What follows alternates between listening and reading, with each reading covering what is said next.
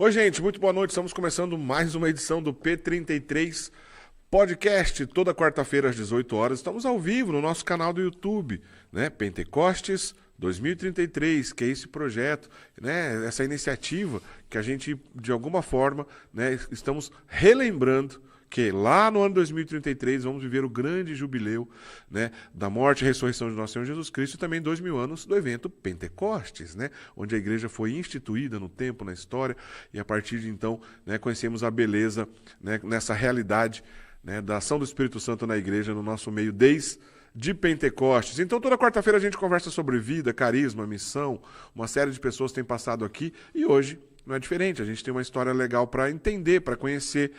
Olha, tem uma comunidade religiosa, que são os Carmelitas Mensageiros do Espírito Santo, que ultimamente, pelas redes sociais, pela força da comunicação, tem ficado bastante conhecido, especialmente pelo ministério do Frei Gilson, né? Querido Frei Gilson.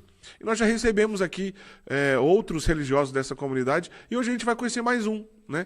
Que é o Frei, que está aqui na minha frente, Frei Henrique. Frei Henrique, seja bem-vindo. Você é mensageiro carmelita do Espírito Santo? É assim que diz? Carmelita mensageiro do Espírito Santo. Ah, começa pelo Carmelita, certo? Eu me confundi aqui. Carmelita mensageiro do Espírito Santo. Isso. Aí há quanto tempo você está nessa comunidade religiosa? Bom, Diácono, graças a Deus já estou aí há 6 anos e meio mais ou menos aí no Instituto. Que legal. Então você é... Bom, eu vou perguntar aqui na sequência, né? Você vai ficar aí com a nossa conversa sobre a vida, a missão. Qual que é a diferença de um frei para um padre, por exemplo? Tem diferença, né? Você que de repente já se perguntou por isso, por que ele é frei e outros não são frei, né? E vamos conversar então sobre música também, que a música está apoiando aqui o ministério do Frei, o trabalho do Frei. Então você que acompanha, quarta-feira, nós estamos ao vivo, né? Toda quarta-feira, às 18 horas, no Pentecoste 2033. Aliás, se você está aí, se inscreva no nosso canal. Tem um monte de coisa interessante aqui para você acompanhar. Ou você pode estar assistindo também aos sábados, né? Nós exibimos esse conteúdo no YouTube da Rede Século XXI. Seja bem-vindo. Dê um pulinho nas redes sociais P33, Pentecoste 2033, né? O nosso Instagram e também o nosso YouTube. Mas para quem está nos assistindo aqui ao vivo, dia 14, né, de agosto, é dia de um grande santo da igreja, São Maximiliano Maria Kolbe. O senhor é fã desse santo? Devotíssimo de São Maximiliano Kolbe. É verdade? Muito. Que legal. Inclusive, o meu visual um pouco é inspirado nele, né? A barba grande, o óculos eu ia dizer, ô produção, põe uma foto do São Maximiliano Maria Kolbe. Esse aqui é o lugar onde ele morreu lá em Auschwitz, né? Uhum. Que é um subsolo lá em Auschwitz. Aí. Aqui tá ele, realmente lembra um pouco. O óculos é parecido, a barba. Esse período aqui do Maximiliano Maria Kolbe de barba, a gente tem algumas fotos dele sem barba depois também. Uhum. Ele é um grande santo franciscano conventual, né? Que morreu assassinado um campo de concentração nazista, lá em Auschwitz, né, na Polônia, né, deu a vida por um pai de família. Aliás, se você está assistindo aqui a gente no YouTube da Rede Século XXI, nós deixamos o link aqui na descrição do nosso vídeo de um trechinho de uma outra conversa que a gente fez com o diácono Cal Tedesco, que é membro da Milícia da Imaculada, que é uma obra linda que o próprio São Maximiliano Maria Kolbe fundou, né? E lá ele conta um pouquinho do resumo da vida dele. Vale a pena, clica aí na descrição do vídeo para você assistir esse conteúdo. Se você for lá no nosso Instagram, do Pentecoste 2033, tem um trechinho também, você vai ser direcionado. Mas aqui no YouTube não deixa de assistir e se inscrever no nosso canal. Por que o senhor é fã de São Maximiliano Kolbe? Olha, eu acho que o caráter missionário dele me instiga muito, né? Porque é um santo conventual. Nosso instituto é conventual, mas nós também somos missionários, assim como eles, é vida mista, né? E esse ímpeto missionário, porque nós conhecemos São Maximiliano Kolbe, sobretudo pelo seu sacrifício, obviamente, né? No campo de concentração, dando a vida por outro, né? No caso, por um judeu, um jovem judeu. Mas nós, às vezes, ou não conhecemos ou nos esquecemos desse caráter missionário de São Maximiliano Kolbe, que foi no Japão, né, abrir convento e que não deixava de falar da Virgem Maria em um só instante. Então isso me cativa muito nele. É maravilhoso mesmo, eu sou muito fã dele mesmo. Tive a oportunidade de, há uns anos atrás, gravar uma reportagem lá em Auschwitz, justamente no local onde ele morreu. Eu estive lá no local, uma emoção muito grande. Tinha aquele Círio Pascal lá no meio, o único sinal cristão lá no meio daquele lugar terrível que é Auschwitz, imagina. Um lugar onde morreu milhares, na verdade milhões de pessoas. Sim, né? sim. Mais de 1 milhão de pessoas morreu lá em Auschwitz. Enfim, um grande santo. No dia 14 de agosto a gente comemora esse santo. Vale a pena. Se eu fosse você, eu assistiria depois ali o conteúdo com o Diácono Cautedesco. Mas, Frei, conta um pouco. Você é natural de onde? Olha, eu sou o que o pessoal chama de mineiro falso. Nasci no interior de São Paulo, em Ribeirão Preto, mas fui para Minas Gerais ainda bebezinho, com 1 ano de idade, e me criei a vida toda em Minas Gerais. E que região de Minas? Na cidade de Passos. De Passos. Isso, sudoeste mineiro. Uma belíssima cidade, né? Ali em Passos, exatamente. Então você é aquele mineiro, paulista meio mineiro. Exatamente. Paulista com sotaque mineiro. Com certeza. E lá em Passos, eu imagino, né? Toda vez que eu converso com gente que vive em Minas Gerais, Goiás, o estado de Tocantins, mas especialmente em Minas Gerais, me parece que as pessoas no interior de Minas têm um senso do sagrado mais apurado, um respeito pelo sagrado. Você foi criado nesse ambiente, né? Ou você não tinha muita relação com a fé assim na sua juventude, na sua adolescência? Exatamente. A piedade lá é algo cultural e natural, né? Parece quando a um primeiro olhar assim, com certeza, né? Quando na minha infância eu fui morar com os meus avós, né, com 3 anos de idade, minha mãe se separou do meu pai e ela achou mais conveniente que eu morasse com meus avós, e era na roça, era bem afastado da cidade. E minha avó, muito piedosa, muito devota, desde criança me inspirou na fé, né, me ensinou, enfim, me inseriu na fé. E desde criança eu caminhei assim na fé. E depois, né, claro, na adolescência eu acabei me desviando um pouco, até que o Senhor veio novamente e me chamou. Ó, eu vou falar de música na sequência, eu quero saber sobre esse chamado, eu estou interessado em saber, mas já que você está com o violão aqui do lado, você lembra alguma música piedosa que lá no interior de Minas tocava nas missas que você ia, ou em procissões? Você sabe tocar um trechinho de alguma dessas ou não? Com certeza. Porque esse clima do interior, né, com essa piedade aguçadíssima, eu acho lindo, é maravilhoso, e é legal a gente lembrar em relação à música que nos vai remeter a isso. Canta um trechinho de alguma coisa dessa época que você lembra. Amar como Jesus amou, sonhar como Jesus sonhou, pensar como Jesus pensou, viver como Jesus viveu, sentir o que Jesus sentia, sorrir como Jesus sorria. E ao chegar ao fim do dia, eu sei que eu dormiria muito mais feliz. Muito bem, caprichou, que bonito. Padre Zezinho, que bonito. É verdade, né? E quando a gente ouve um trechinho dessa música, né, a gente remete a essa cultura piedosa que a gente estava dizendo. Bom, com certeza. Então você bebeu, foi dessa cultura, foi criado nisso, mas de jovem adolescente você não pensava na vida religiosa ainda? Com certeza, de maneira alguma, né? Eu me afastei bastante na época da adolescência, aquela rebeldia, coisa toda. Morava na roça e me mudei para a cidade, tudo novidade e tal, e saí, curti, enfim. Deu uma desviada grande ali nesse momento, né? E aí depois, nos meus 19 anos ali mais ou menos, então não pensava jamais, né? Minha vida tomou outros rumos, ou parecia estar tomando outros rumos, e Deus foi lá e me chamou. E você toca o violão muito bem. Você aprendeu a tocar violão nesse período anterior à vida religiosa? Você se interessava por música? O que você queria? Tocar no churrasco, com os amigos? Como é que era? Barzinho, eu queria, na época, né, quando, nos meus 14 anos, eu montei uma dupla sertaneja. É mesmo? Olha só. Sertanejo universitário. E aí, a minha trajetória com a música é um negócio muito doido, porque ali eu comecei a aprender a tocar violão, tinha um grande amigo que também na época estava aprendendo, a gente gostava desse estilo, e era o que pegava muito na região, a gente começou a tocar. Quando estava começando a engrenar, o pessoal começando a nos conhecer e tudo, eu parti, né, da água para o vinho, fui pro heavy metal. Nessa época. Do sertanejo pro heavy metal. Bem distinto, né? E aí foi a época, assim, basicamente só daquela curtição louca, né? Totalmente fora, assim.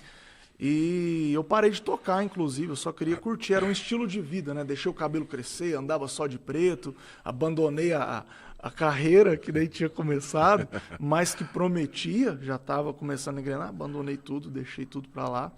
Então foi dali até os 15, 16 até os 19, assim. Tá, bom, primeiro que os nossos amigos já estão começando a comentar aqui no chat ao vivo, né? A Leandra Borges, Jonathan Rodrigues, Felipe da Silva Mendes, o Sérgio Murakami. Olha, na medida do possível, deixa aqui um comentário, uma pergunta, né, aqui pro Frei, se de repente for possível, a gente traz a pergunta aqui pra nossa conversa, né? Você que tá aqui no chat ao vivo, muito obrigado pela sua presença. E divulga aí pros seus amigos, né? Divulga pra galera, vamos conhecer um pouco mais sobre a vocação, a vida do Frei. Frei, então, aos 19 anos, você já falou 2 ou 3 vezes aí que acho que foi um momento chave aí na sua história, na sua vida religiosa.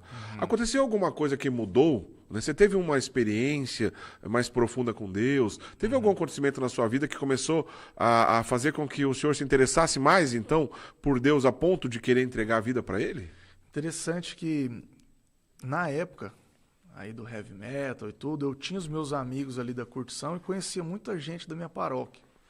Porque apesar, né, de estar vivendo assim, eu ia ainda na paróquia, nas missas domingo, não vivia nada, né, aquilo que a nossa fé nos propõe, mas ainda ia na missa e de vez em quando ia no grupo de jovens da minha paróquia. Mas não queria compromisso, não queria responsabilidade, nada disso, estava correndo disso.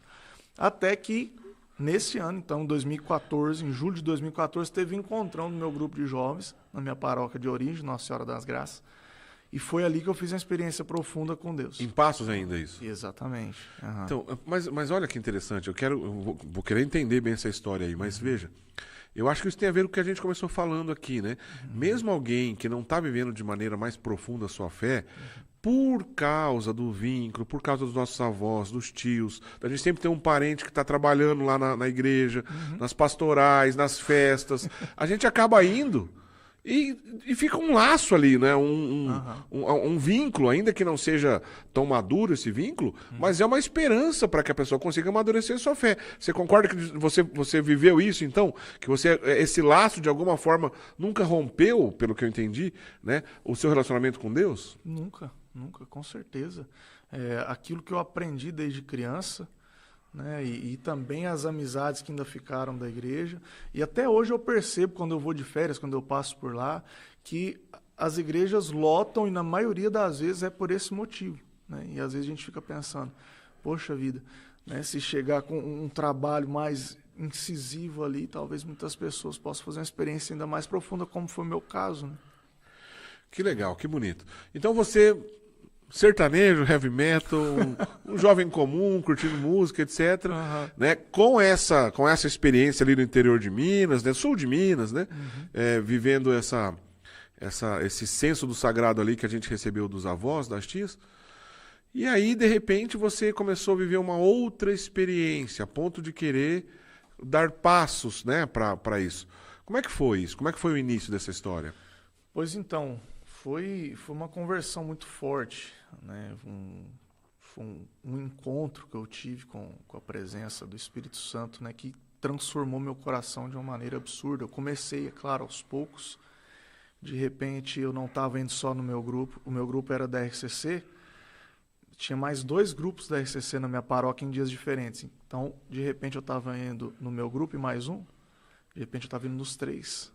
De repente eu não ia na missa só no domingo, mas ia na quarta. De repente na quarta e na quinta. Então foi gradual. No ano seguinte, portanto em 2015, fevereiro de 2015, me convidaram para um retiro, um rebanhão de carnaval. E ali foi o golpe final, onde eu já estava também indo na missa todos os dias. Então 6 meses depois, estava indo na missa todos os dias, rezando o terço, lendo Bíblia. Então já estava, mas lá naquele retiro de carnaval eu saí, nossa, de fato impactado, né, com a experiência que eu tive com a pessoa do Espírito Santo, né? Interessante, eu sempre conto isso quando eu falo dessa etapa. Minha mãe foi me buscar nesse retiro e eu estava dentro do carro meio passado ainda, tentando digerir o que aconteceu naqueles 5 dias que eu passei ali. E minha mãe falou, filho, você tá bem? Eu falei, tô. Você gostou do retiro? Eu falei, muito, mas assim, meio apático, né? Aí eu falei, mãe, o Henrique que você conhecia morreu. Puxa vida, que forte isso. E aí ela, né, ficou meio assim e falou, que assim seja, filho. E aí eu cheguei em casa, eu já achava aqueles posters de heavy metal que tava das bandas no quarto, uma coisa estranha. Né? Parecia que eu estava meio deslocado. Quero deixar claro que não é pecado em si, né, ouvir as músicas. O problema é que eu fazia daqui no estilo de vida, né, e esquecendo tudo que realmente importava, né? Então esse impacto foi tão grande que mexeu tão profundamente na minha estrutura que eu costumo dizer que foi esse momento aí, mais ou menos fevereiro de 2015, que foi o golpe final. Bom, só um parênteses aqui, essa relação com a música, né, que a gente tem, especialmente na juventude, e é verdade que existe um ramo, assim, né, do rock especialmente, que é um pouco mais perigoso, que de culto demoníaco, etc. Fato. Porém, na maioria das vezes, a gente está vivendo uma busca pelo vazio. A gente quer viver, a gente quer descontar na música, na relação que a gente tem com a música, com um fã exagerado, etc. É quase que um culto, né, ao nosso próprio ego, muitas vezes, né, que a gente vê refletido nas músicas, que a gente busca preencher um vazio, que a gente sabe que esse vazio não será preenchido de maneira satisfatória se não for pelo próprio Deus. Então, é verdade que tem esse ramo complicado no rock e tudo mais, mas a maioria dos adolescentes ou dos jovens, eles vivem uma relação com música muitas vezes substituindo, né? Ou às vezes romantizado demais, aquele adolescente romantizado demais, né? Que vai ouvir a música e vai ficar ali espremendo as suas feridas ali, chorando em cima daquela música, etc. Outros vão extravasar, né? Vão dançar pra caramba, etc. E tudo mais. A música é uma coisa maravilhosa, né? Uma coisa, inclusive, é um instrumento belíssimo nas mãos de Deus. Mas a gente pode errar o foco com a música, certeza, né? E pelo que eu entendi, você saindo dessa experiência, você olhava para aquelas suas condições de proximidade com música, de repente você falou, pô, isso aqui tá um pouco vazio. Você teve essa sensação? Foi isso? Com certeza, sem sombra de dúvida. Eu me olhava no espelho um tempo depois, né, cabeludão e tudo, eu já não mais me reconhecia dentro daquilo. E não porque ninguém me falou que estava errado. Na verdade, eu sempre fui muito acolhido do jeito que eu era. Né? Até as senhorinhas da paróquia, às vezes eu ia com as camisas bem grotescas assim para missa, elas nunca falaram nada, né? Sempre me acolheram. E, enfim, foi algo que Deus foi incutindo no meu coração mesmo, mostrando que não era por ali. Ô Frei, e eu falei de música agora há pouco aqui, nesse encontro deve ter tido alguma música que te marcou. Você falou que teve uma experiência com o Espírito Santo, teve alguma que você lembra especial assim desse dia ou não? Com certeza. Ou desse período da sua vida? Pra gente ilustrar aqui, né, com essa canção? Refrãozinho, né, só pra... Pode ser, o que é? Nesse primeiro encontro, em 2014, que eu voltei ruminando essa música ainda pra casa durante vários e vários dias, né? Vem, Espírito Santo, com teu poder, tocar meu ser, fluir em mim. Oh, vem, Espírito Santo, com teu poder, tocar meu ser, fluir em mim. Que bonito. Lindo, lindo, muito bonito. Até hoje toco muito essa canção em momentos de oração, de clamor do Espírito Santo. Mas é uma música que nunca fica velha. É verdade, não fica mesmo. Então você saiu dali impactado com essa experiência de Deus na sua vida. E você imediatamente pensou na vida religiosa depois desse encontro? Não, foi gradual, né? Tá. Foi bem gradual. Primeiro, o meu chamado, digamos assim, mais potente foi a pregação. Apesar de eu já tocar, e aí o povo da igreja começou a crescer os olhos, falar assim, nossa, o Henrique agora tá vindo para a igreja, vamos colocar ele no ministério, não sei o quê, mas era a pregação que gritava no meu coração, eu preciso anunciar, eu preciso anunciar. Então eu comecei pregando no grupo de oração da faculdade, na época eu fazia faculdade, fazia sistema de informação na minha cidade mesmo, e aí tinha o GOL, né, o grupo de oração universitário, comecei pregando ali, E aí foi incrível. Minha primeira pregação, eu também gosto bastante de falar isso, ela durou cerca de 7, 8 minutos, que foi no intervalo da faculdade, e foi um momento que eu senti, de fato, que eu encontrei a minha identidade. Foi como se eu sentisse que eu encontrei o sentido, porque eu nasci. Foi a primeira vez que você preparou a pregação e foi lá anunciar. Exatamente. Você lembra o tema? Foi, o tema eu não lembro, mas eu lembro a passagem, foi João capítulo 8, né, a pecadora caída. Olha só. Vai, não tornes a pecar. Como é que foi essa resposta? Você sentiu, você falou que você se encontrou. De que maneira você se encontrou? Olha, eu não sei explicar. Até hoje, quando eu sou chamado a uma pregação, seja num grupo de oração para 5, 10 pessoas, seja para uma multidão, eu sinto como que a vida pulsar dentro de mim. É aquilo, né? Eu sinto de fato que a minha missão nesse mundo é anunciar. Hoje eu compreendo isso de uma maneira muito mais expandida, né? Na época eu limitei na pregação, não queria nem tocar mais na época. Hoje eu compreendo que esse anúncio está acontecendo aqui, ele está acontecendo numa visita que eu faço na casa dos paroquianos, que hoje faço pastoral em paróquia, né? Acontece simplesmente ao andar com o hábito na rua, enfim, hoje eu compreendo essa dimensão expandida do anúncio. Mas até hoje, quando eu pego a Bíblia, eu começo a falar da palavra de Deus, eu começo a anunciar, eu sinto a vida, a própria vida pulsar dentro de mim, o Espírito Santo agindo verdadeiramente sobre mim, entende? Que bonito. Então foi mais ou menos isso que eu senti a primeira vez e eu falei, é isso que eu tanto busquei. Primeiro busquei querendo fazer fama, depois busquei, né, no heavy metal, num estilo de vida que é vazio, como o senhor mesmo disse, né, buscando como uma espécie de idolatria. E aí quando eu fiz a minha primeira pregação, aquilo pulsou tão forte dentro de mim que eu falei, encontrei, não preciso mais me inquietar. Foi assim que começou o meu chamado. E nesse sentido, quando você falou, me encontrei, você falou assim, vou viver algo que eu possa ter isso aqui para minha vida toda. Aí eu comecei a caminhar no grupo de oração, né, nessa sede, e logo o pessoal da cidade, os outros grupos de oração começaram a me chamar para pregar, e eu fui me empolgando e tudo mais, e aí primeiro eu entendi que eu queria viver para aquilo, eu queria viver para a missão, eu queria viver para anunciar o evangelho. E aí foi nessa época, então, em 2015 ainda, que eu comecei a sentir um negócio estranho. Mas que vontade é essa de estar mais livre para isso? Né? Que vontade é essa de ser totalmente doado? Eu não sabia explicar, porque eu não tinha contato direto com nenhuma comunidade religiosa. Mas era um sentimento que me arrastava de ser todo dele, e parece que só ele me bastava. Né? Mas nesse meio tempo eu tive um namoro ainda. Você tinha quantos anos em 2015? 20 anos, 19 para 20. 19 para 20. Aí você chegou a namorar, então, nessa época? Sim, namorei uma jovem da igreja, tudo a gente buscava, né, o mesmo objetivo. A gente falava de se casar, ter filhos, educá-los na fé, ela também muda de igreja, tudo. Mas aquilo começou depois de um tempo de namoro, e diga-se de passagem, um namoro maravilhoso, como eu sempre costumo dizer, né? Depois de um tempo começou a me inquietar de novo, essa vontade de deixar tudo. Né? Você sabe que eu vi um vídeo seu na internet, muito legal, você resumindo aqui a sua história, né? Que não é difícil você encontrá-lo, você procurar no YouTube lá, Testemunho do Frei Henrique, você vai talvez encontrar. Aqui no YouTube mesmo, né?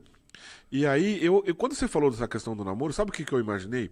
Porque geralmente, às vezes a gente encontra jovens na igreja, né, que estão namorando, mas que se fecham para um encontro assim vocacional, não quer saber, não, quero casar, não quero ser padre, não quero ser freira, não quero ser religioso, e nem pensar em relação a isso, né? Nem pensar. Mas é engraçado que o contrário acontece também. Alguém que já está despertando uma vocação religiosa e que vai viver o namoro. Também porque o namoro é um período para se conhecer e justamente para ver se a sua situação definitiva de vocação tem a ver com o matrimônio ou não. Né? Então eu imaginei isso, falei assim, é o contrário do jovem que está namorando e tem medo de fazer um encontro vocacional porque vai que descobre uma vocação religiosa. Não, eu quero casar nem pensar. Né? Então eu acho que foi bonito, porque Deus foi te conduzindo de uma maneira bonita, de uma maneira interessante. Você já conhecia o carisma dos carmelitas mensageiros do Espírito Santo ou algum outro carisma baseado nessa espiritualidade carmelita que é tão linda e tão santa na igreja, tão antiga também? Ou você não tinha contato ainda? Não, nunca tinha ouvido falar. A gente, como eu costumo dizer, a gente cantava Tu És o Centro no grupo de oração, não sabia nem de quem era. Sabia nem quem era Frei Gilson, não fazia ideia. Mas na minha cidade tem um Carmelo Descalço. Ah, lá tem uma comunidade carmelita, então, na sua cidade, em Passos? Descalço. Dos carmelitas descalços. A gente fala descalço porque é aquele ramo dos carmelitas que foi reformado por Santa Teresa d'Ávila, né? D'Ávila, Exatamente. É maravilhosa Santa Teresa d'Ávila. Não tem como a gente se aproximar de um carisma desse e não ficar impactado, né? Com certeza. E é um mosteiro de monjas, então é clausura estrita. Mas eu comecei a frequentar. E eu era, na época, aquele carismático empolgado que gostava de rezar alto. Até hoje, de vez em quando, a gente gosta. Mas na época era só assim, né? Até dentro do meu quarto, sozinho, ali. Enfim, clamava o Espírito Santo nas alturas e tudo mais. De repente, eu comecei a me deparar com o silêncio da contemplação.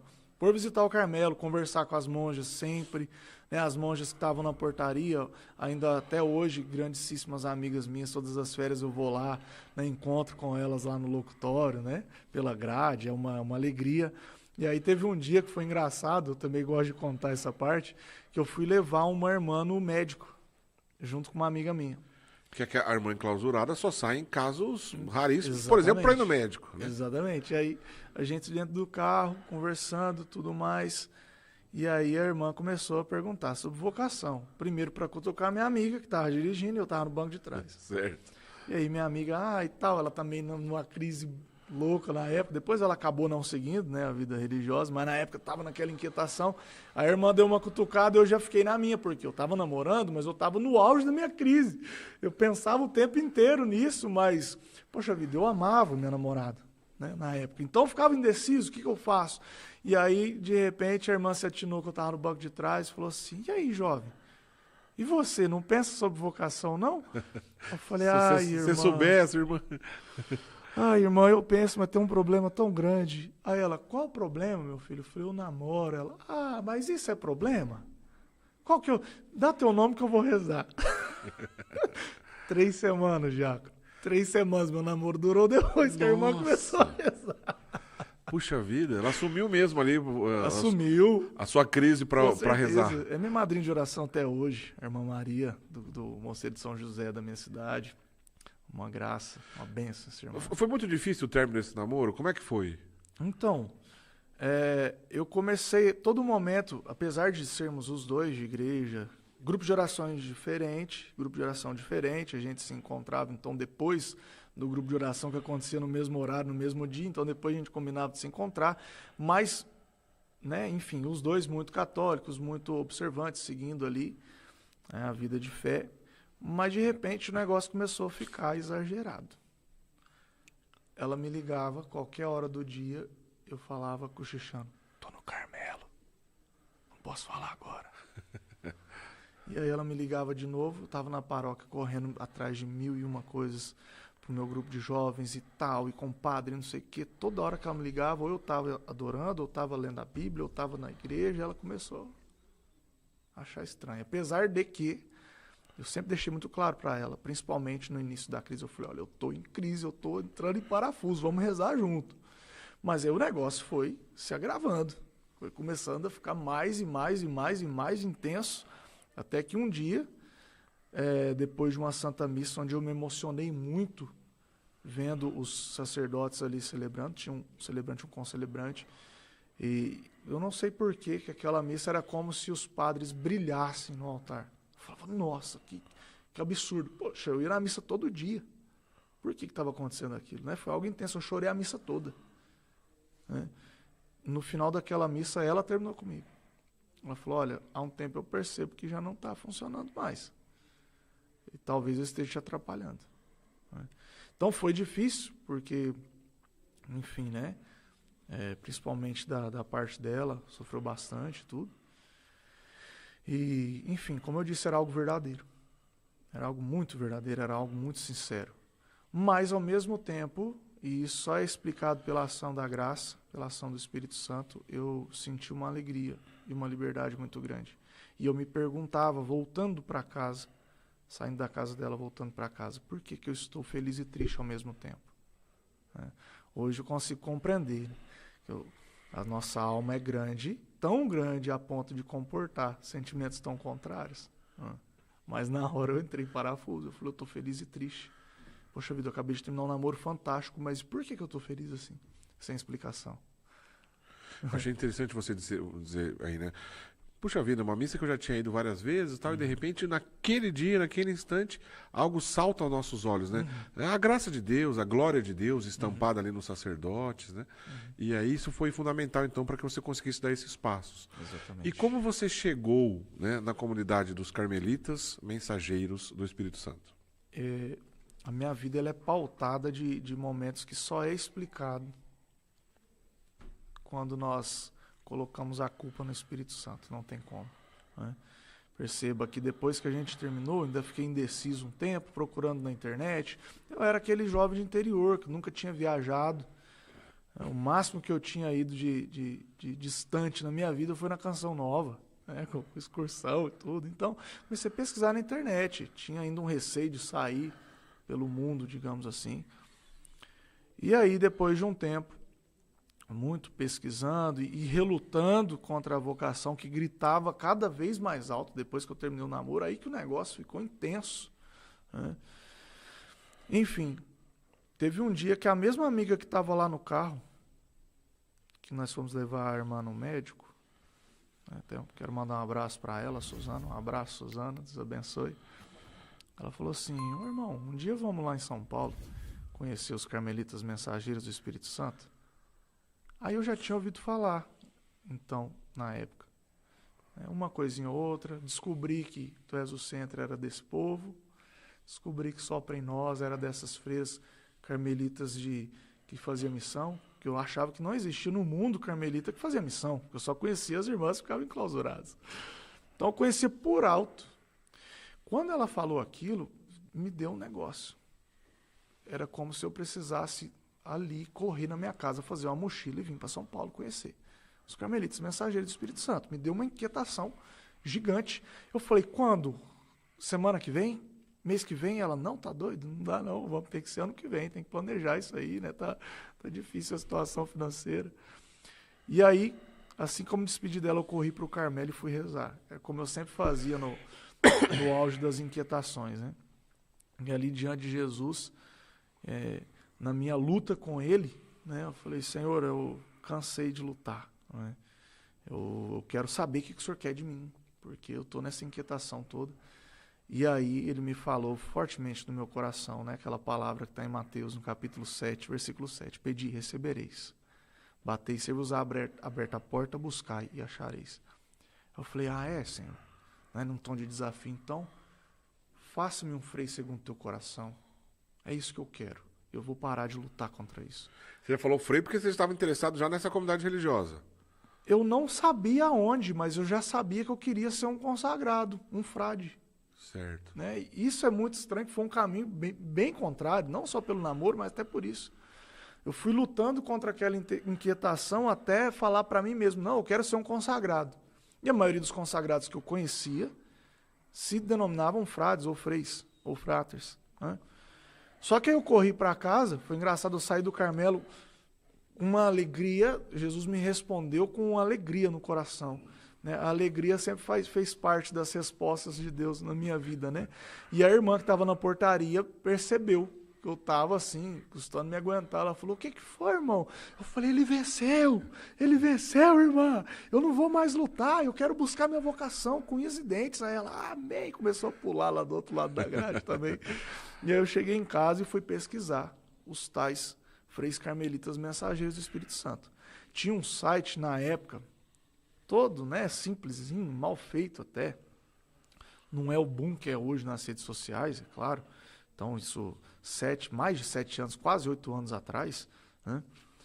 E aí tinha um site lá muito simples, com uma foto dos irmãos, junto com a madre fundadora. Quem somos, como vivemos, o nosso carisma, a nossa missão. E eu fui lendo, ponto por ponto, e me afogando em lágrimas. Por quê? O que o meu coração ansiava, eu não sabia explicar, estava escrito lá. Eu falei: se isso aqui for propaganda enganosa, eu vou ficar muito decepcionado. Porque é isso que eu sinto todo dia. E eu encontrei um lugar para mim, então. Porque eu achava muito difícil, Diácono. Porque eu comecei a me apaixonar pela contemplação, mas eu não deixei esse ímpeto missionário, o ser carismático, orar em línguas e tudo mais. Eu falei, não existe um lugar que é contemplativo e carismático, são dois contrários. E aí, de repente, eu encontrei com o meu coração ansiado. Que bonito, que bonito. Que bonito. Ele venceu, adorei o jeito que você contou. Ele venceu. Bom, as pessoas continuam aqui, de alguma forma, interagindo conosco. Aqui eu disse alguns nomes aqui, mas só para relembrar, para não ficar ninguém aqui. Felipe da Silva Mendes, Jonathan Rodrigues, acho que eu já tinha dito, Sérgio Murakami, Aleandra Borges, Risete Pereira, você conhece alguns nomes aqui, né? Todos eles. Clarice Siqueira, Thaís Garcia. Nossa! A Leandra Borges disse assim, verdade, você foi laçado mesmo naquele encontro aqui, ó, confirmando aqui. É minha mãe. É sua mãe, que você falou dela aqui agora há pouco. Beijo, mãe. Que orgulho, hein, dona Aleandra.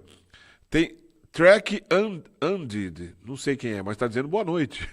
Miguel Ribeiro, esse Frei é top, me evangeliza a cada conversa. Tô adorando também conhecer o Frei aqui, viu? Que legal. Maria das Vitórias Costa Reis, parabéns, Henrique, muito interessante o seu testemunho. Continue mandando aqui sua interação. Bom, ele venceu, e aí você foi, pra valer, começar um caminho vocacional. E aproveita que você falou de Frei e tal aqui, eu já falei que você ia contar isso aqui pra gente, eu queria que você contasse pra gente aqui, por que tem alguns freis que são chamados de freis, e, na verdade, assim, na igreja existe diversos freis que também são sacerdotes. Isso. Mas nem todo sacerdote, mas nem todo frei vai se tornar sacerdote. Explica pra gente a diferença e que situação você se encontra nesse momento. Muito bem, vamos lá. A palavra frei significa irmão. Certo. Assim como frater, assim como frade, é tudo a mesma coisa. Então, quando chamamos alguém de frei, estamos chamando de irmão. Né? Pois bem, o frei é aquele... Eu costumo brincar, eu sou muito brincalhão, né? Eu sou muito espontâneo. Eu costumo brincar para as pessoas, principalmente o povo simples, que perguntam, mas o que é frei? Eu falo, é uma freira homem. Tá vendo? Freira, frei. Aí as pessoas, agora eu entendi. Então, o frei é aquele homem que se consagrou toda a sua vida, né, através dos conselhos evangélicos, dos votos públicos dos conselhos evangélicos. Então, pobreza, castidade e obediência. E vivemos a vida fraterna. Você professou votos, então? Exato. A primeira vez que você professou votos faz quanto tempo? Faz 3 anos. E você vai renovando todo ano? Isso. A igreja pede no mínimo 3 anos de votos, é o que nós chamamos de votos temporários, são os primeiros votos, e o Instituto pede mais 2, então a gente renova por 5 anos, até os votos perpétuos, onde não há necessidade mais de renovação, porque, como o próprio nome diz, é para sempre, é perpétuo. Certo. Então você está se preparando para chegar no momento dos votos perpétuos. Exatamente. Então, o frei é esse jovem, esse homem que se consagrou totalmente a Deus numa vida religiosa. Então, pelo fato de ser homem, nós temos a possibilidade de, além da vida consagrada, assumirmos uma outra vocação dentro da própria vida consagrada, que é o sacerdócio. Então, é uma opção a mais que nós temos. Que um frei pode seguir esse caminho ou não? Claro. Ou ele pode ficar só como frei, pode, lá na comunidade religiosa. Mas você está optando por buscar o sacerdócio também. Com certeza. Você está estudando, se preparando para isso. Exatamente. Estou no 3º ano de filosofia, então nós fazemos 2 faculdades. Nós, assim, todos, né, que se preparam, todos os seminaristas do mundo inteiro, né, que se preparam aí para o sacerdócio, tem que fazer filosofia e teologia, né? São as 2 faculdades aí. Então, estou terminando a primeira, que é a filosofia. Termino com a graça de Deus esse ano. Tá gostando da filosofia? Demais. Tem algum ramo que você se encantou mais? Tomista, né? Com certeza. Tomista. Na verdade, eu gosto muito dos 2, né? São Tomás e Santo Agostinho. E dos clássicos gregos também. Sou apaixonado. Eu tenho, na verdade, uma grande inclinação também para esse lado intelectual, dos estudos e tudo.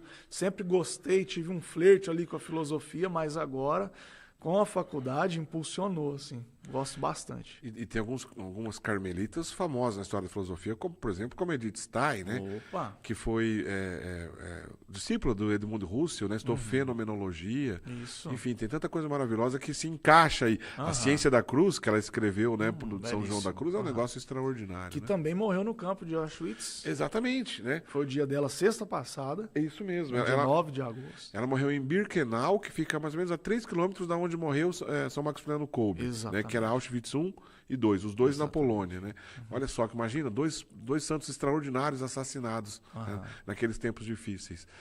Olha que bonito. Então, que Deus abençoe seus estudos e seus caminhos, a ponto de chegar onde Deus quer te levar, porque lembra que ele venceu, né? Ele venceu. Agora, fala um pouquinho do hábito que você está usando. Os carmelitas, né, historicamente, tem o escapulário, que é o que você está usando. Qual que é o significado do escapulário? Mostra aí pra gente entender o que é o escapulário aqui essa parte marrom aí que é o escapulário? Exatamente, essa parte aqui.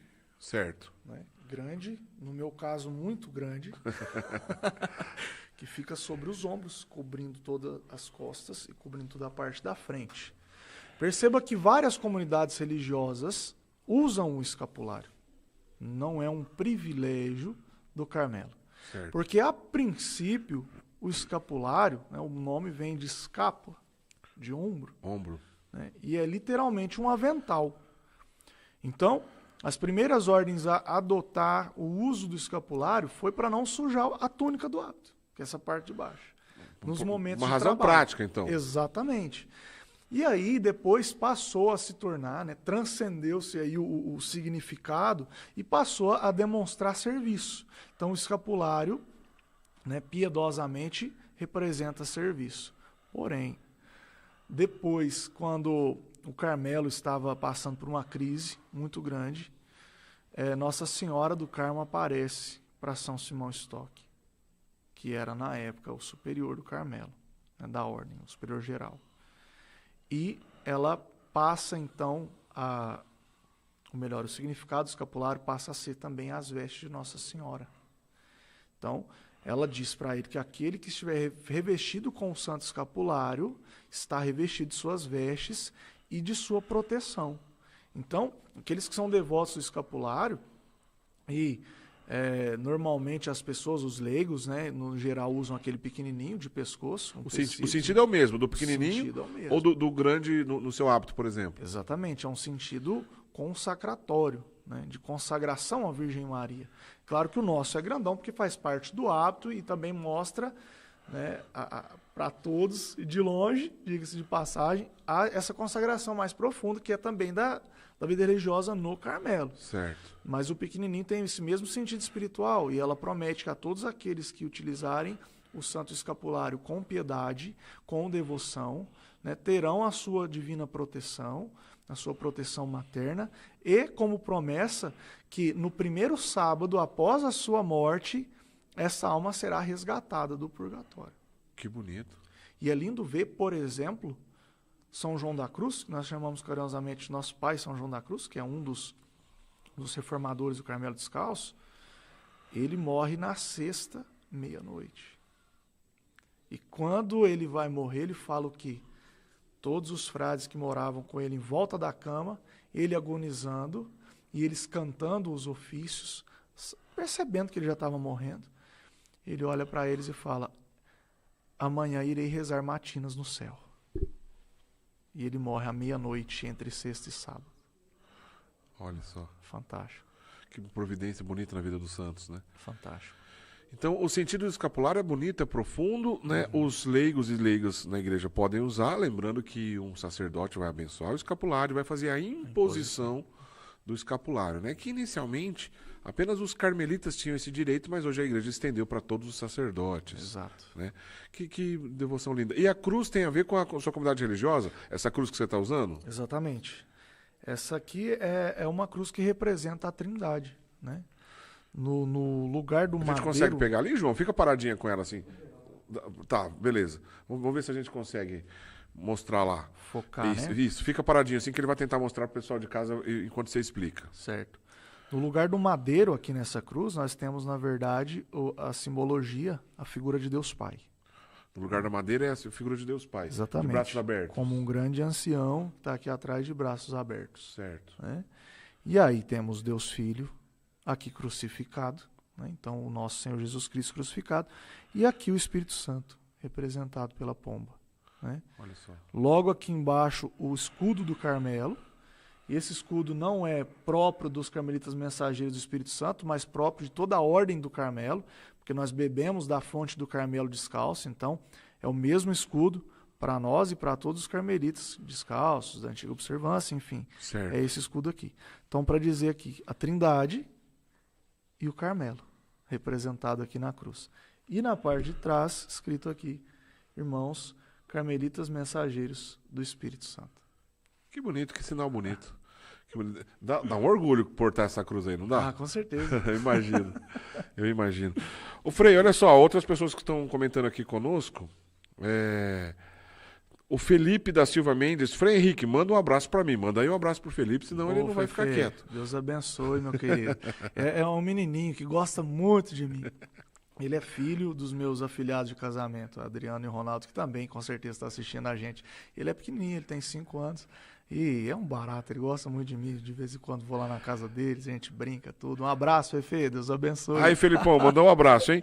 O Daniel Rodrigues da Silva está dizendo, grande Frei Henrique, mais conhecido como Gigante, seu apelido é Gigante, é isso? Alguns me chamam de Gigante. Você tem quanto de altura? 1,93. 1,93, puxa vida.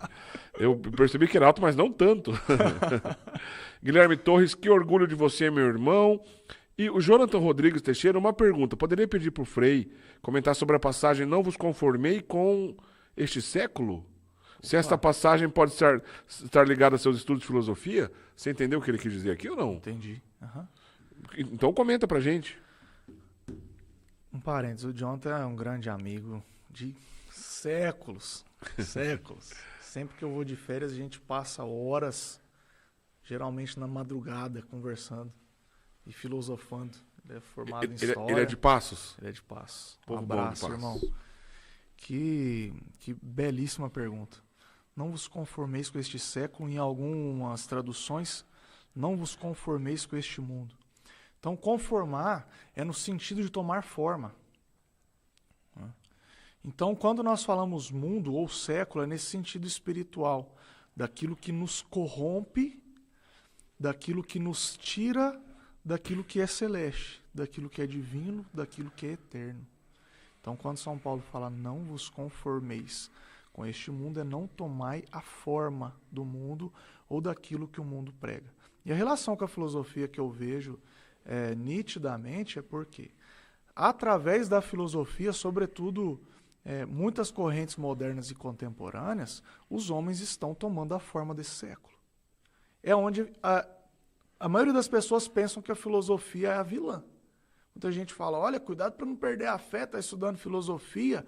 Mas por quê? Muitas correntes filosóficas, ao abandonarem, né, a própria razão divina, São Tomás de Aquino muito fala, né, sobre a razão ordenadora, ao excluírem Deus do intelecto humano, do raciocínio, poxa vida, passaram a adotar ideologias mundanas como centro das suas ações e acabaram se conformando com esse século. Seria mais ou menos isso. Interessante. A conversa aqui é longe, muito legal mesmo. É só um resumo, né? Porque ideologia, no final das contas, ela é um simulacro de ideias, né? Ela não é uma ideia propriamente dita, ela é um simulacro de ideia, né? Onde você acredita que está bebendo de uma água e, na verdade, aquela água tem um outro sabor quando você toma ela toda, né? Então, a ideologia é um simulacro de ideia. E quanto mais o homem se aproximou da filosofia moderna e as ideologias avançaram sobre esses pensamentos, Deus foi ficando de lado. E aí, obviamente, ia dar problema, não tem como, né? A gente pode marcar na história, por exemplo, a partir da Revolução Francesa, mas tem muita água que passou por debaixo dessa ponte aí, a coisa ia longe. Mas interessante. E interessante que todo sacerdote, como você disse agora há pouco, todo sacerdote precisa passar um período mergulhado nessas realidades para que também, do ponto de vista racional, do ponto de vista da razão, ele consiga amadurecer e colocar a serviço depois dos fiéis e da igreja também esse exercício natural da razão que ele faz quando estuda filosofia, não é isso? Exato. Nós não podemos conformar com o século, porém temos que ter argumentos e conteúdo para dialogar com ele. Com certeza. Inclusive, o meu trabalho de conclusão de curso, eu estou falando sobre como as ideologias modernas afetam o conceito de família, que vem desde a antiguidade, né?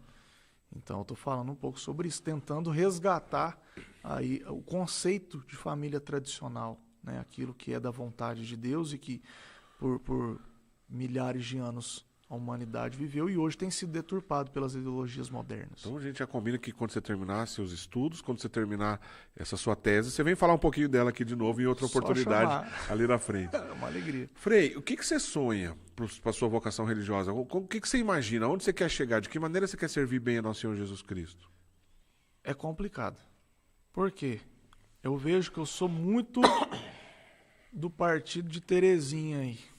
Santa Terezinha do Menino Jesus. Que, aliás, está visitando as relíquias dela no Brasil, a gente está felicíssimo com isso, né? Vai ficar na minha casa dia 6 de outubro, eu estou muito Olha feliz. Só, pessoal, a gente está aqui nos estúdios da Rede Século XXI. Aqui na Rede Século XXI, na região de Campinas, também vai passar no dia 21, semana que vem. Olha, né? que bacana. Dia 21 de agosto vai passar aqui pela Rede Século XXI também, para avisar todo mundo aqui da região. Acabou de passar na minha cidade também, lá no Carmelo. Enfim, Santa Terezinha fala que, na sua descoberta de vocação, ela quis ser de tudo. Ela viu os mártires e queria morrer por Cristo. Aí ela viu os sacerdotes e queria ser padre, mas não podia porque era mulher. E ela viu os missionários e ela queria sair. E ela viu os contemplativos e ela queria ser contemplativa. E aí isso a inquietava porque ela queria ser tudo na igreja, porque ela amava a Jesus Cristo com tamanha força, com tamanha intensidade que ela queria ser tudo. E aí ela percebeu, como São Paulo fala, né? Cristo é a cabeça e a igreja os membros, cada membro é importante. Então a igreja tem as mãos, tem os pés, né? Enfim, nessa simbologia do corpo místico de Cristo, que é a igreja, né? E aí ela fala, pronto, tem um jeito de eu ser tudo. No coração da igreja, eu serei o amor. Então, como membro deste corpo, ela escolhe o coração. E lá nesse coração ela será o amor. E o resultado diz que ela é a padroeira das missões, sem nunca ter arredado o pé.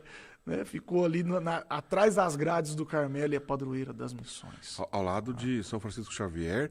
Esse sim andou muito, né? Esse sim andou muito. E ela que ficou clausurada também é padroeira das missões. Que bonito, Exatamente. Né? Então, hoje eu olho para a minha vocação, e graças a Deus eu tenho muitos sonhos, mas eu vivo um abandono, positivamente falando, um abandono nas mãos do Senhor para ser aquilo que Ele quer que eu seja futuramente. Eu tenho uma ligação fortíssima com a música.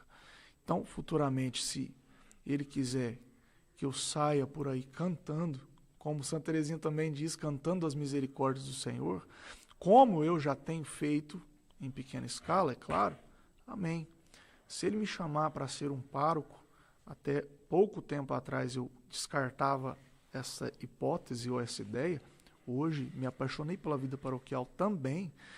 Se Ele me chamar para ser um missionário que não vai parar e vai para aqui e vai para ali, como já acontece também em pequena escala por conta da faculdade, a faculdade me segura um pouco, vou ser feliz também. Se me chamar a ser professor futuramente, pelo fato da inclinação à vida intelectual, serei feliz também. Então, assim, se eu puder ser de tudo um pouco, é isso que eu vou ser. Mas aquilo que Ele me chamar como caminho central da minha vocação, eu vou estar feliz. O que importa é, o que o meu coração anseia é que eu morra aqui no Carmelo. Que eu seja carmelita mensageiro do Espírito Santo e seja aquilo que eu pedi para ele, lá 8 anos atrás, um frei segundo o seu coração. Então é segundo o coração dele. E se ele venceu, ele há de providenciar, não é? Exatamente. Tem uma música que resume isso, essa sua vocação, ou tudo que você vive? Canta esse trecinho pra gente, que depois eu vou pra pergunta. Nosso tempo já tá voando aqui, depois que você cantar com calma, vamos ouvir, que eu tô adorando te ouvir cantar aqui. Vou fazer a pergunta que a gente faz pra todo mundo no final aqui, que é bem interessante, não sai daí que você vai gostar do que eu vou dizer pra ele na sequência. Vamos lá. Eu me abro ao teu querer, eu me rendo à tua voz, quero me submeter,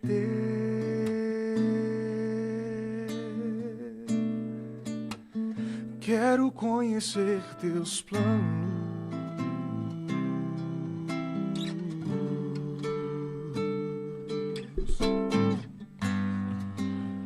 os passos que dei sem você só me fizeram fracassar, o tanto que eu já chorei.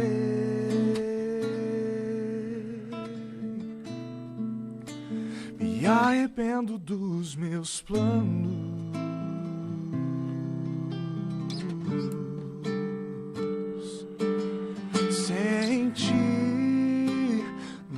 nada posso fazer. Onde eu posso ir, se o céu que eu procuro só virá por tua voz? Os meus passos são teus, o meu próximo minuto é teu. E se não for assim, não me deixe ir. Dou minha mão para ti, fecho os olhos e confio em ti. Leva-me, Senhor.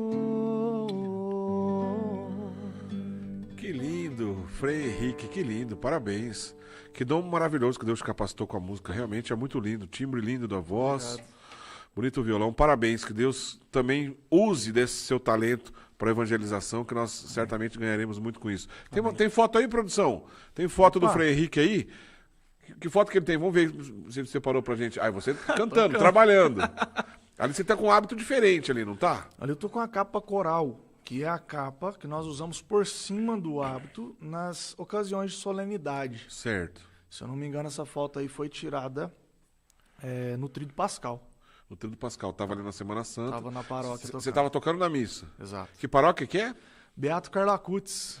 Beato Carlo Acutis. Em Santo Amaro? Santo Amaro, é uma paróquia universitária, fica dentro do Centro Universitário Católico Ítalo Brasileiro. Ah, lá dentro da Universidade Ítalo Brasileiro. Que legal. Tem outras fotos, produção? Mostra aí pra gente, trabalhando de novo, tocando. Cantando lá. Boa. Missa ou encontro, provavelmente? Opa, já passou. Aquela ali eu tava, acho que numa das entradas de aspirantes do nosso instituto. Ah, entendi. Lá na paróquia Nossa Senhora do Carmo. Nossa Senhora do Carmo. Então, uma das nossas paróquias, né? E essa outra que apareceu na sequência aí, essa aí, se falasse que é no final do século XIX, eu acreditaria, hein? Eu acreditaria. Tá com bigode de final do século XIX ali, ó. Eu gosto do bigodão. Isso, não, mas tá legal, tem tudo a ver. Que você não te inspire pra você não tirar essa barba aí, eu adorei. Aí foi em ocasião da minha renovação dos votos. Que faz pouco tempo? Sim, foi em junho, 5 de junho. Que foi essa terceira renovação dos votos temporários que você estava dizendo, né? Exatamente. Foi na capela de casa aí, no nosso convento. Que fica também em Santo Amaro. Santo Amaro, tudo na Diocese de Santo Amaro. Esses, né, que eu citei. Tem mais fotos, produção? Acabou? Acabou? É só essa, João? Tem mais um? Acabou. Beleza. Frei, antes de eu fazer a pergunta derradeira aqui, certo. Quem quiser, de repente, tem alguém que está assistindo aqui um trechinho da nossa conversa, né? Uhum. Repito, né? Você aqui no nosso Instagram, pesquisa lá depois, acompanhe nosso trabalho no Instagram, Pentecoste 2033, aqui no YouTube, Pentecoste 2033, não deixa de se inscrever, hein? Tem muita coisa legal. Assista a entrevista que a gente fez com o Frei Diego, também mensageiro do Espírito Santo, que foi bem legal aí no passado. Entre tantos outros carismas que passaram por aqui, lindas histórias, vale a pena você maratonar aqui no nosso canal. Mas alguém está assistindo a gente e de repente está vivendo seja uma menina ou um garoto, que está vivendo também assim a sua crise, como você falou, né, agora há pouco, e de repente quer procurar conhecer um pouco mais da sua comunidade religiosa. Como é que ele faz para achar? Hoje está muito mais fácil, né? Como eu costumo dizer, eu nem deixo endereço. Hoje é muito fácil, dá um Google lá, digita Freis Carmelitas Mensageiros do Espírito Santo Vocacional, que você já vai cair direto lá na aba do site, onde você manda o seu e-mail, tem lá o número de WhatsApp também do responsável da Pastoral Vocacional. Entre em contato e show de bola. Freis Mensageiro, Carmelitas Mensageiros do Espírito Santo, procura na internet, Freis Mensageiros. Carmelitas Mensageiros do Espírito Santo e Vocacional. E se for no ramo feminino também, mesma coisa? Irmãs Carmelitas Mensageiras do Espírito Santo. Boa, então não tem como errar, não tem como errar. Frei, a gente está fazendo uma pergunta nesse período aqui, porque a gente está falando de, obviamente, você deu um testemunho lindo aqui da ação do Espírito Santo na sua vida, de Pentecostes e de um período lindo que a gente está vivendo na igreja, esperando o grande jubileu lá dos 2000 anos, 2033. Mas se você tivesse que escolher, né, pode ser algum santo que você já citou aqui ou não, fique à vontade. Os 3 maiores santos, na sua opinião, aqueles 3 ou santas ou santos da igreja, que se abriram, né, ao Espírito Santo de uma maneira tão profunda e tão linda que transbordam santidade, que não tem como a gente não ser fã. Na sua opinião, ou seja, quais são os 3 maiores santos da história da igreja sobre essa ótica? Quem você quiser e por quê? Muito bem. Santa Teresa de Jesus, com certeza, em primeiro lugar. A d'Ávila. Exato. Teresa d'Ávila. Provavelmente a maior mística da igreja, não é? Primeira doutora da igreja, também doutora de vida de oração. E para quem não leu, por favor, leiam os escritos de Santa Teresa. É impressionante a maneira com que ela escreve e não tem como não afirmar que tudo que ela escreveu foi sob o influxo, sob a inspiração do Espírito Santo, porque ela mesma fala, eu não sou teóloga. Quando ela foi escrever suas poesias, eu não sou poeta, eu não entendo de nada, e ela escreveu verdades da teologia mística, na época chamada teologia ascética e mística, profundíssimas, sem ter o conhecimento prévio. O temperamento de Santa Teresa d'Ávila também é uma coisa que nos ensina, inclusive, a relacionarmos com Deus. Tá aí a foto de Santa Teresa d'Ávila, né? O dia dela é dia dos professores, por exemplo. Exatamente. Né? O dia dela é dia dedicado aos professores. 15 de outubro. Maravilhosa Santa Teresa d'Ávila, doutora da igreja. Eu gosto muito da relação que ela tem com o temperamento, do jeito que ela é diante de Deus, que também para nós podemos aprender a talvez derrubar nossas máscaras diante de Deus, e porque Deus conhece como a gente é, afinal de contas, né? Exatamente. Maravilhosa Santa Teresa d'Ávila. Tem algum livro dela que você gosta mais? Olha, o mesmo que impactou Santa Edith Stein, Santa Teresa Benedita da Cruz, que a converteu, né, o livro da vida. Que é aquela que Edith Stein leu numa noite só, né? De uma vez só, quando estava na casa de um casal amigo, não é isso? Exatamente. Então ali Santa Teresa, ao contar, ao descrever sua vida, ela é muito digressiva, né? Ou seja, ela abre muitos parênteses no meio daquilo que ela está relatando. É até engraçado. Parece que você está conversando com alguém que lembra de uma coisa e já puxa assim. Ela faz um verdadeiro tratado sobre vida de oração ali, num parênteses da vida dela, para dizer o quê? A vida dela toda foi pautada na oração. A vida dela toda foi mergulhada na oração. E ela nunca teve intenção de reformar nada. Ela queria viver num mosteiro carmelita, como sempre, porém menor, para ser mais recolhido, para ser mais pobre, para voltar às origens. Ali foi um boom tremendo quando as jovens da época começaram a perceber, elas não queriam mais entrar nos outros mosteiros, mas elas queriam entrar no mosteiro de Teresa. E aí que aconteceu automaticamente, digamos assim, né, de maneira muito pobre automaticamente, né, mas com certeza foi inspiração do Espírito Santo, sem sombra de dúvida. Com certeza. Santa Edith Stein, que a gente citou aqui, essa que foi assassinada lá no campo nazista, né? No campo de concentração nazista, em Birkenau, né? Auschwitz II, que foi discípula do grande Edmundo Husserl, que é um filósofo famoso da época. Ela fez doutorado em fenomenologia, né? Foi a 12ª mulher a fazer doutorado em fenomenologia. Ela era de origem judaica, a família dela, mas ela viveu uma crise de fé, né? E tanto do ponto de vista dos estudos quanto do ponto de vista de fé, ela estava numa crise tremenda. Ela foi passar uma noite na casa de um casal amigo que deu esse livro, o Livro da Vida de Santa Teresa d'Ávila, para Edith Stein ler. E ela devorou ali à noite, né? E quando ela fechou a última página, ela disse: enfim, encontrei a verdade. Ela saiu dali, quis ser freira carmelita, né? Adotou o nome de Teresa Benedita da Cruz, e depois, infelizmente, foi assassinada no campo de concentração nazista. Edith Stein é copadroeira da Europa. Só que a gente está falando de Santa Teresa d'Ávila, que é a primeira da lista. Exato. E o segundo da lista? Eu vou falar na tranquilidade de que, como está na imitação de Cristo, no céu não tem ciúme nem inveja entre os santos. É verdade. Eu vou deixar muitos para trás que me inspiram. É por isso que é difícil só 3, né? É muito difícil. Eu vou falar justamente de novo de Santa Teresinha. Porque Santa Teresinha, ela traduziu em vida, em obras, os ensinamentos de Santa Teresa e São João da Cruz. Ela é uma legítima filha da espiritualidade de Teresa e João da Cruz. Se fôssemos citar mais, com certeza São João da Cruz ele está no mesmo patamar de Teresa. Ele que fez a mesma obra de Teresa no ramo masculino foi ele. Claro. Foram os dois juntos, mas então como são só 3, Teresa de Ávila, segundo Santa Teresinha do Menino Jesus. Também doutora da igreja. Também doutora da igreja. E perceba, os seus escritos, ela escreveu pouca coisa, é sobre vida prática. Então eu costumo dizer assim, Teresa de Jesus me ensina que é possível rezar como os grandes místicos. Terezinha me ensina que é possível viver como um grande santo. Bonita. A Pequena Via, né, de Santa Terezinha. É um negócio extraordinário, profundo, santo, lindo. A Pequena Via. Graças a Deus, São Pio X ali deu atenção a isso, né? E depois começou um grande... Porque São Pio X foi Papa... Ela tinha falecido há pouco tempo, ela morreu no final do século XIX e ele assumiu em 1903. Exato. Né? Gostava dela e depois, a partir dali, a gente pôde conhecer essas maravilhas e depois ela foi canonizada e beatificada, enfim. Exato. Grande Santa Terezinha do Menino Jesus, maravilhosa. Sua lista tá boa, hein? Teresona e Terezinha. E o terceiro dessa lista aí, quem vem? Eu vou surpreender agora. Como já falamos de São Maximiliano Kolbe, e que, nossa, eu sou devotíssimo, tá ali São Padre Pio também, sou devotíssimo, mas vou falar de um santo que pouca gente conhece, pouquíssimas pessoas conhecem, e é uma pena. São Damião de Molokai. Maravilhoso, que boa lembrança, adorei. São Damião de Molokai, aquele que curou os leprosos, que ajudou a curar os leprosos, que cuidar dos leprosos. Molokai na região do Havaí, não é isso? Exato, a ilha de Molokai era um leprosário, então na época que a lepra não tinha cura, as pessoas eram jogadas lá para morrer à míngua. Essa é a verdade.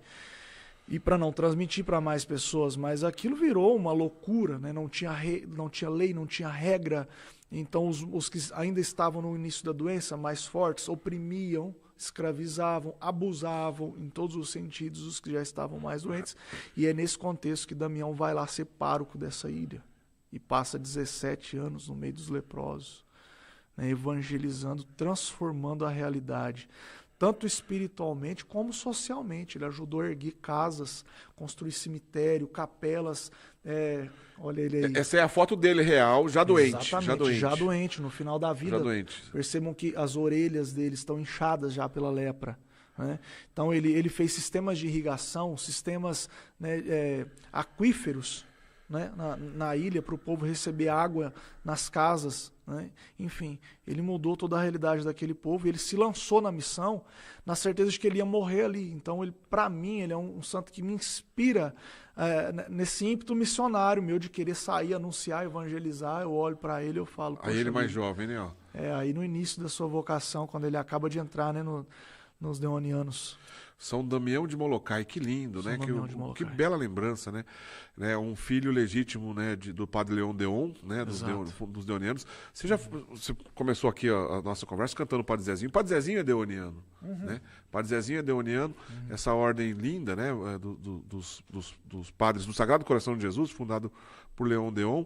E São Damião de Molokai, maravilhoso. Gostei, muito legal a lembrança. Frei, olha, eu virei seu fã, de verdade, adorei. Gostei muito mesmo do seu jeito de contar sua história, suas experiências. Adorei sua parte aí artística.